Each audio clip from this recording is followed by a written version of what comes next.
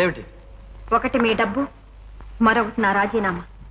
అంటే ఒకటి నా అధికారం, మరొకటి నీ అహంకారం. అవునా? అహంకారం కాదు, ఆత్మాభిమానం. ఆ మాత్రం ఆత్మాభిమానం నీకే కాదు, నాకు లేదని లేదు, కానీ దాన్ని కాపాడుకోవడం చాలా అవసరం. మీ డబ్బు మీకు ఇవ్వడానికి నాకు అభ్యంతరం ఎందుకుంటుంది? కానీ వాడెంత అసభ్యంగా ప్రవర్తించాడో మీకు తెలియదు. చివరికి మీరే వాడి చేతుల్లో ఉన్నారన్నంత ధీమా ఏర్పడింది వాడికి. అది మీరిచ్చిన చనువు. పైగా వాడెదుటే నన్ను తోలనాడారు. ఐఎమ్ సారీ, ఏదో ఆవేశంలో అన్నారు. అనడం మీ అధికారం, పడడం నా పేదరికం. సారీ అన్నానుగా Latha. This is all my weakness.